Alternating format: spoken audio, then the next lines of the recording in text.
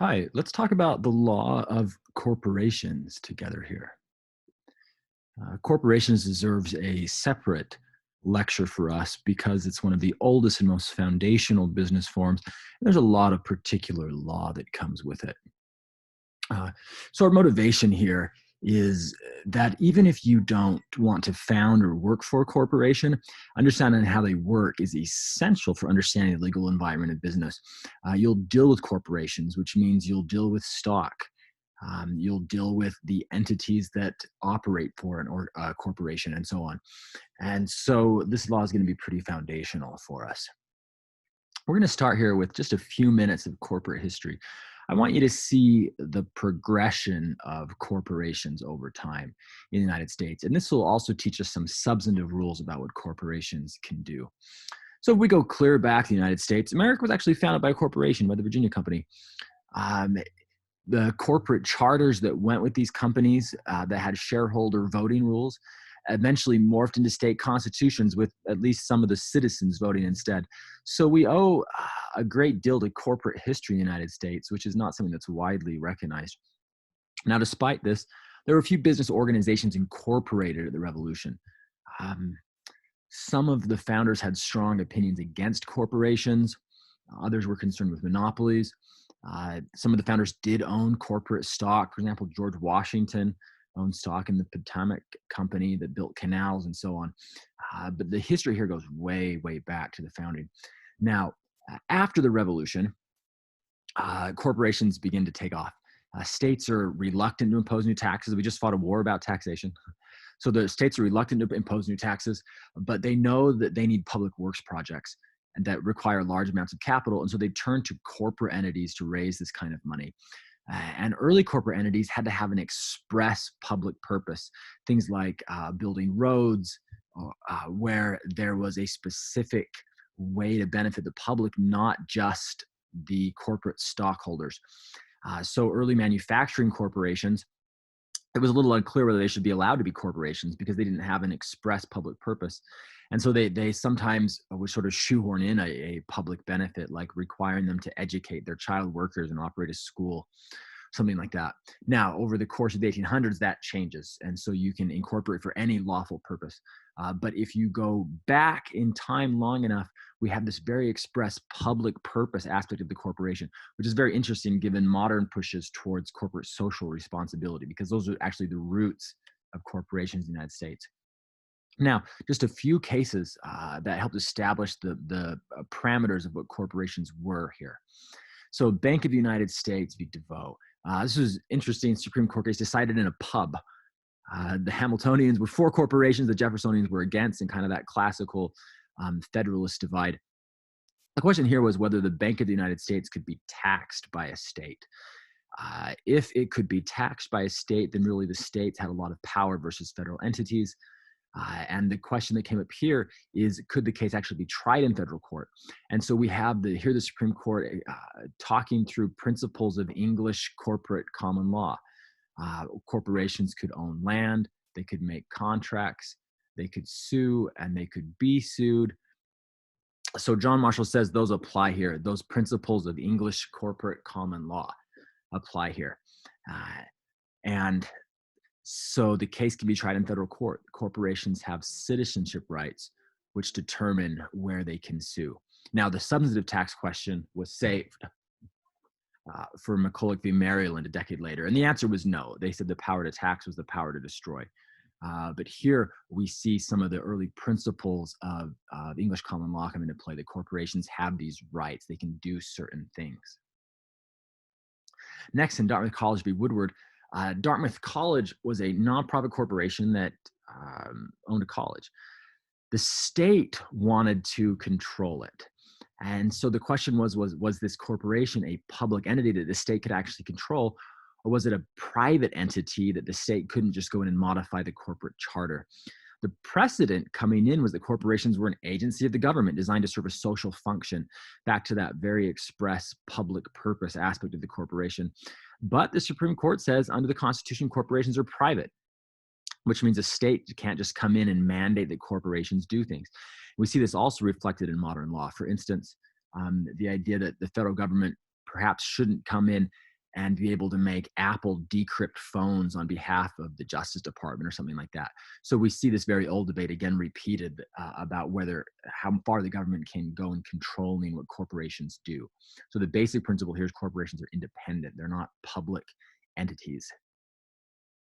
Next one is Santa Clara County v. Southern Pacific Railroad.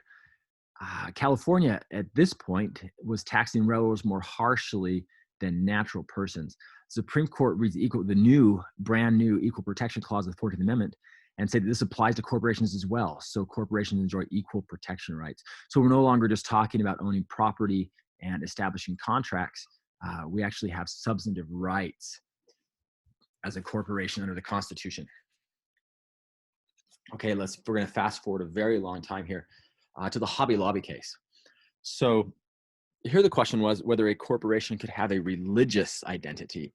So the Affordable Care Act had mandated, well, a regulation under the Affordable Care Act had included a mandate that companies would provide contraceptive coverage to their employees.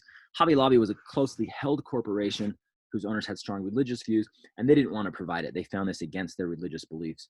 And so this case went to the Supreme Court. The Supreme Court said that Hobby Lobby didn't have to, that Hobby Lobby could assert religious freedom claims to protect the religious liberty of the owners. And they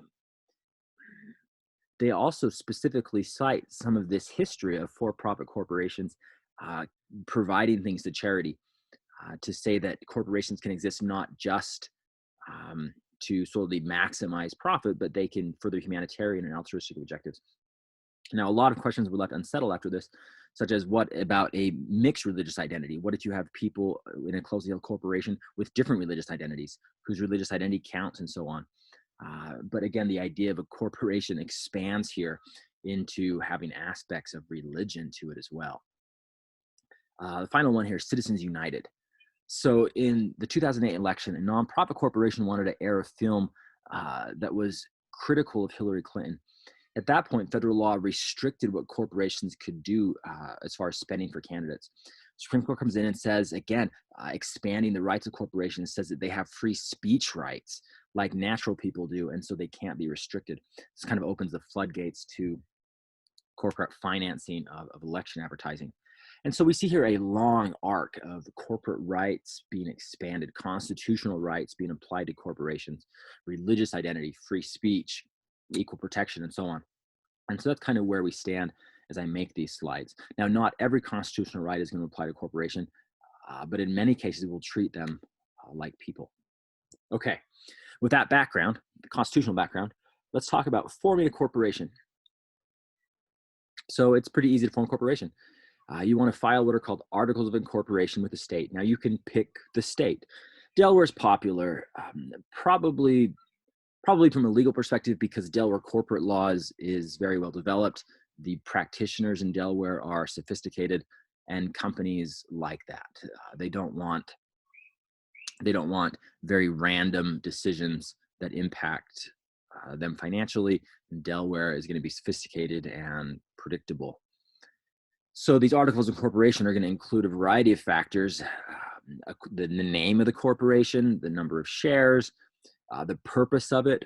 Now, when we write down the purpose of it, it used to be more common to be very specific. The purpose of these is to manufacture widgets. Now we just want to include something like conduct lawful business. The problem is if we included a very specific purpose and then went and did something that didn't quite align with that purpose, that we could be sued for acting outside of the lawful boundaries of what we were granted a corporate charter for. We'd be acting ultra virus. So we don't want to go there. So we probably want to make our corporate purpose very broad. These can list classes of stock, but they're not going to be super long, detailed documents. It's very easy to form a corporation, like we've seen with an LLC. Now, after we file that with the state, then the initial meeting of the board of directors occurs. They adopt bylaws. These would indicate how shareholders meet, how they vote, how we conduct board meetings, how the corporation is run. We'd also want to ratify promoter contracts. Promoters are the ones that are going around before we're granted corporate status and trying to raise money. They're entering into contracts that we hope the new corporation will assume. Now, a little terminology here. Suppose that you form a corporation, except you mess up a little bit. like you send the articles of incorporation to the wrong address. Well, if there was good faith effort to incorporate and you're running the business as a corporation, then we're still going to recognize you as a corporation. We'll call it a de facto corporation. So you'll still have a liability shield, for instance. You don't want to mess up too much, but if there was a good faith effort to incorporate, then and the issue is small enough, then we'll count it. So if you hear the word de facto corporation, that's what it's talking about. Now, some various types of corporations. There's a lot here. Some are the traditional ones you recognize, like Apple or Google, or Alphabet, excuse me. Others are a little different. So various types. We have nonprofit corporations. So if you have a public purpose you want to serve and you don't necessarily want to make money out of it, you can form yourself as a nonprofit corporation. Here you'll have a liability shield and you'll have a legal entity that can hold assets, but we won't have shareholders. We won't have distributions to those shareholders. Many municipal entities are structured as corporations. Water authorities, sewer authorities.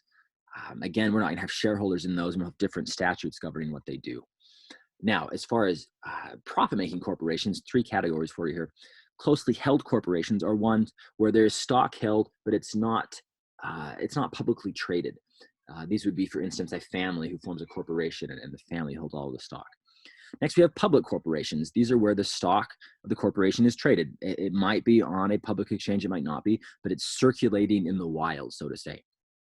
Finally, we have the more recent S Corp. This is an attempt that brings the corporate form a little bit close to what an LLC does as far as taxation. And we're limited the number of shareholders, and there's some specific restrictions. I'm not going to talk a lot about S Corps in these lectures. Now, there's also some, again, new forms of corporations. Well, one new form here and one certification. The idea here is that in recent years, there's been large pushes towards corporate social responsibility. Some corporations want to specifically legally structure themselves to take advantage of that kind of branding and that kind of mission. So some states allow corporate legal structures that specifically allow for public benefits. We call these benefit corporations. And so here we would incorporate with a specific public purpose in mind. And this would allow us to more easily avoid liability. Someone sues us to say, look, you're not maximizing shareholder value, as we'll talk about later. And you say, well, look, we're a benefit corporation. We're supposed to be benefiting the public or the environment or education in certain ways. Now, this is not a nonprofit corporation. It's a for-profit corporation that's specifically including a public benefit in its legal charter. Now, we also have things that are called certified B Corps. This is not a legal status. It's a third-party certification that comes in, analyzes your company, and measures your social and environmental performance. So it's a third-party certification, not a legal status. Now, often these will overlap. Benefit corporations would have themselves certified as certified B corporations, for instance. Now, the last note on this slide is, do we really need these designations? What we saw in the Hobby Lobby case just a few minutes ago, the corporations are pretty free to engage in philanthropic endeavors. And they can do that in the name of advertising, in the name of branding, and so on. And so we can justify doing good things in the world in the name of profit. And so arguably, we don't need these special forms. On the other hand, it does send a message, and it allows you to more easily avoid liability for doing things that someone might say you're not making as much money as possible by doing some good thing in the world. And so if you're an entity that that's trying to do good things, these might be something to really look at closely. Okay, now part of the whole point that we wanted to form a corporation was for liability protection. So the idea here is, once we form that corporation, that only the assets owned by the corporation can be lost in litigation. So if I'm a shareholder, they can't come get my house, my car. I'm not forced into bankruptcy personally because only the assets of the corporation are at risk in case of litigation. Now, that is a great liability shield for us, the original liability shield. Now, we'll talk about an exception to that through piercing the corporate veil. But the basic rule is liability shielding. Now, if you do get sued, I have a note here on citizenship. For citizenship purposes, a corporation is going to be considered a citizen of at least 2 states. Well, of at least one. These could overlap, so it could just be 1 state, but possibly 2 states. So the state in which is incorporated. So if you incorporated under Delaware law, you'd be a citizen of the state of Delaware.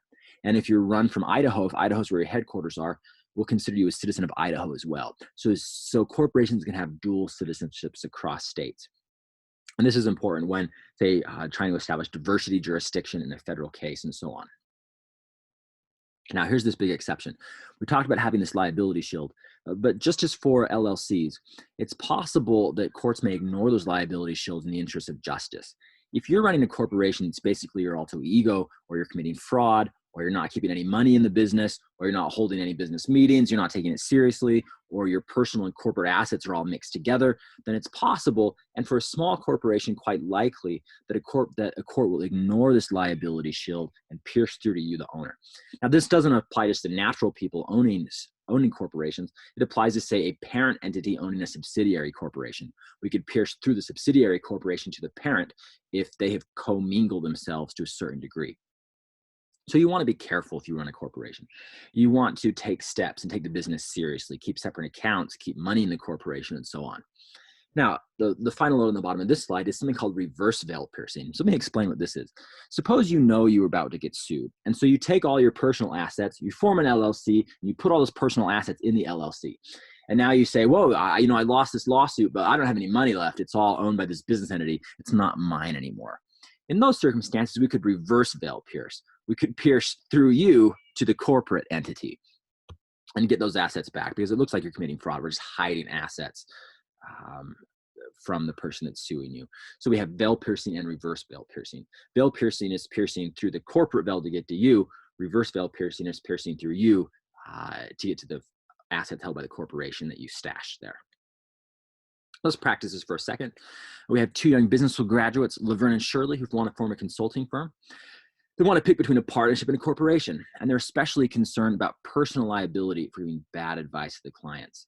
So they want to prevent the plaintiffs from taking their personal assets to satisfy judgments. Which form of organization would you recommend, and why? Well, I certainly wouldn't recommend a general partnership where there's absolutely no concern for liability. We might think about some kind of different partnership entity, like a limited liability partnership. If they would qualify under the state's professional status for forming an LLP, that would be better. Then Laverne wouldn't be responsible for Shirley's liability and vice versa. But here we might just want to form a corporation and establish a liability shield in general. Now, it's possible that liability shield might not be that strong, because if a plaintiff could show that they owed an independent professional duty, like an attorney or an accountant would, then the corporate entity might not matter here. But regardless, a corporation is probably going to be better for them. It's going to have a default liability shield, at least for parts of the business. We might question why they want to form a corporation instead of an LLC. But as far as the choice between a partnership and a corporation, we're going to lean towards a corporation here because of the liability shield. Next question. Ralph is a resident of Oklahoma who's injured when using a consumer product. His damages are more than $10,000. He files a product liability claim against the company, which is incorporated in Delaware in federal court. Does the court have jurisdiction here? Well, we have a couple problems with this. First, he's from Oklahoma, and the corporation has their offices in Oklahoma. So we don't have diversity here. The corporation is going to be a citizen of Delaware and Oklahoma. He's a citizen of Oklahoma. So the parties are not from diverse states, and we're not going to be able to get into federal court on diversity jurisdiction as well. Also, it's unclear whether his damages meet the threshold, $75,000. Here we just know they exceed $10,000. So we have two problems with federal court jurisdiction. So it's probably going to be sent back to a state court. Regular consumer products tort would be a state law matter. So we need a diversity hook to be in federal court. Here we have problems both with the amount potentially and definitely with citizenship. Okay, let's talk a little bit about how corporations are managed and the powers and different entities in it.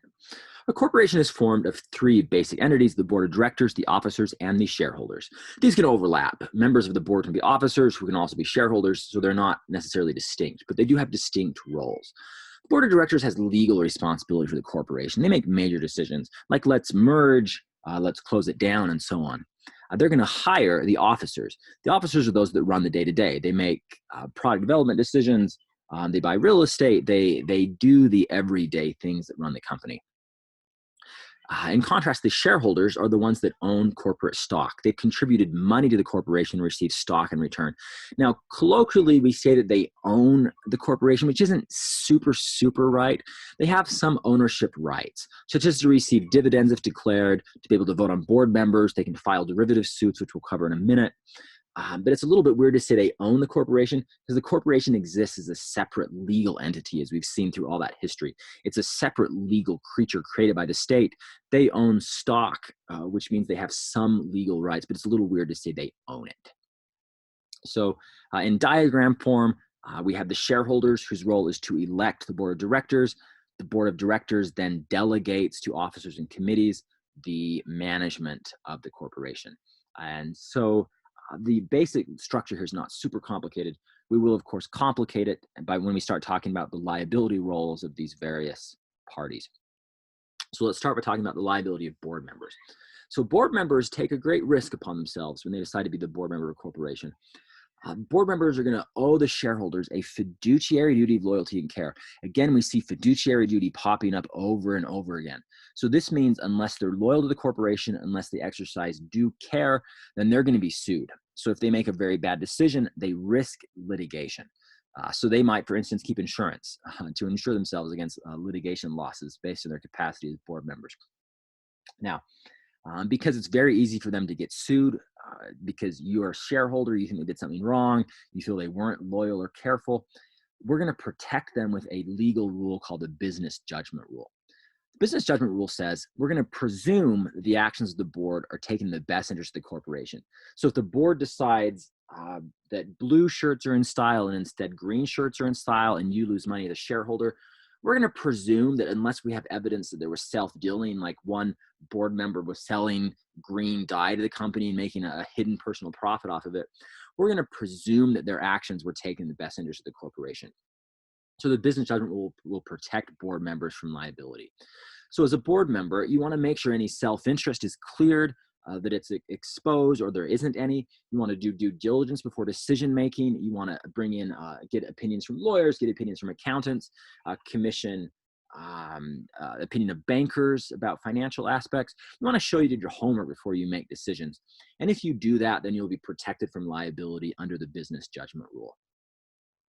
So one final aspect we'll talk about a little bit more is one of those due diligence aspects is to make sure that there's adequate control systems in place in the organization so that if members of the organization, officers of the corporation, start doing, for instance, criminal actions or defrauding the corporation, that you have control systems in place that are supposed to catch that kind of behavior. And that would be a part of being diligent as a board member. So the key points from this slide are that board members have this fiduciary duty, which we've seen over and over again in business entities, and that makes them a target, but they're protected at least somewhat by the business judgment rule, which says we presume that what they're doing is in the best interest of the corporation. You would need to bring evidence that they didn't exercise due diligence, evidence that there was self-dealing in order to sue board members in that capacity. Now, let's talk about shareholders in litigation. So shareholders have certain rights. Owning shares gives you certain rights. States will establish what those rights entail. States will establish voting rights for corporations. The default voting right is just you need a simple majority of shares for quorum. Once you've got quorum, then voting can occur. Now, there's regular voting and cumulative voting. Regular voting would be one share, one vote. Cumulative voting, as you try to elect board members, would mean that we add up your number of shares times the number of open seats on the board, times the number of directors to be elected. So the idea here is that if we multiply your shares by the number of directors, you could concentrate your votes again for one person, and then minority shareholders would have increased power in electing a board member. So cumulative voting is a possibility. You'd have to look at the rules of the state and the bylaws of the corporation to see what kind of voting occurs, but it's a good term to know. It's what cumulative voting means. Now, many votes are also done through proxy, meaning you're not going to show up and vote your shares. You're going to give permission for someone else to vote them for you. And now the SEC is going to regulate rules for soliciting proxies. So there's going to be regulations that limit how people can come to you and say, let me vote your shares, because we worry about sort of shady behavior in trying to take control through proxy voting. Now, as a shareholder, you have one very interesting legal right, which is the ability to file a derivative suit. Now, what a derivative suit, it's a suit that you bring on behalf of the corporation. So their board of directors are refusing to act. And so you're going to say, I, as a shareholder, have a right to bring a lawsuit as if the company was doing so. And so if you win, you're not going to recover the money, but the corporation is going to recover the money. So these are very interesting. It's a way that you can exercise legal power as a shareholder. Now, because the board of directors has ultimate legal responsibility to the company, typically you have to demand the board act before filing a suit. You need to go to the board and say, you need to sue about this. This is harming us as a company. And the board, if they're disinterested, might say no, and that's the end of it. You would then need to show that the board cannot exercise disinterested judgment. Suppose that you're trying to get the board of directors to sue a former board member for fraud that made the company lose money, and so your shareholder value declined. You want the company to bring this lawsuit. The board of directors is refusing. If you can show that they're not disinterested, it's possible you could force the lawsuit anyway over them. But that might be challenging to do. The basic idea from this slide is to know the terminology of shareholder derivative suit, that it's you bringing lawsuit on behalf of the corporation on which you own stock, and that you typically have to go through the board first. Now, there's one special category of lawsuit, which is called a Caremark claim. This is based on a famous corporate law case. It's been called the most difficult theory in corporation law, so you might think of this as a last resort. You can actually sue against the board as a whole. You can say the board as a whole failed to adequately monitor the corporation and their potential liabilities impeding their judgment. And you could say this breaches the fiduciary duty they owed you, the investor. So suing the board as a whole is going to be very, very difficult. You'd want a very severe set of facts in order to do this. So quote from the Caremark case: only a sustained or systematic failure of the board to exercise oversight, such as an utter failure to attempt to assure reasonable information reporting system exists, will establish the lack of good faith that is a necessary condition to liability. But if it's there, if the board has been utterly, completely lax, there's no oversight, there's no control systems, and as a result, you've been harmed as an investor, then a Caremark claim allows you to go against the entire board as a whole. Now, a little bit of practice. Advantages and disadvantages of forming a corporation versus an LLC. Well, they both give you a liability shield, and they're both subject to veil piercing, so that's kind of even. The advantages of forming an LLC are that you don't have to deal with stock, and you don't have to deal with securities regulation. If all the lecture on securities regulation makes you shy, which is coming up, then owning an LLC can be simpler. You can control membership interests very specifically in the operating agreement. And so for small entities that don't want to deal with all of this corporate law, an LLC is simpler and it's easier. So that's an advantage. The disadvantage of an LLC versus a corporation is if you want to raise money. If you want to raise a lot of money, it's easier to do it in corporate form because you can sell stock publicly. If you want to accumulate billions of dollars of capital, it's going to be far, far easier to do that in a corporation versus an LLC. So it depends on sort of what stage of business you're at. If you're a small new startup, it's more likely you're going to form an LLC as an individual. As you get bigger and you want to start bringing in fundraising, then a corporation might be more attractive because of the ability to sell stock. Next practice question: explain cumulative voting. What's the difference between regular voting? Who benefits from cumulative voting? Well, cumulative voting occurs when shareholders have the ability to multiply their number of shares times the number of open board seats as they vote on board members. That's the difference. Regular voting would be one share, one vote. Cumulative voting would be if I have one share and there's 3 board seats open, I get 3 votes. This benefits me as a minority shareholder because I can accumulate my votes and focus them on one board position and maybe have a chance to get a spot on the board. So it benefits minority shareholders. Next practice question here: give an example of when Caremark liability might apply. Well, suppose that I'm a shareholder in a company and it comes out in the news that there's been many, many criminal actions committed by officers of the corporation. My share price plummets. I have evidence that the boards never met, or they only met virtually once every 2 years. They had no systems in place to ensure that the company was operating lawfully. They had no control systems to ensure that finances were taken care of. And they've just been receiving a hefty payout for being a board member with really taking no action at all. That would be a good example of when Caremark liability might apply, is when the board's been treated their responsibilities and their fiduciary duties utterly frivolously. They've allowed great instances of fraud or criminal liability to occur, and as a result, the shares of the company suffer, the company has suffered. So that would be an example. Well, that'll do us on the basics of corporate law. We've covered a lot in this lecture. We've covered corporate rights and corporate history. We've covered how to form a corporation, including when you mess up a little bit in forming a corporation. We've covered the various entities that make it up, the board of directors, the shareholders, the officers.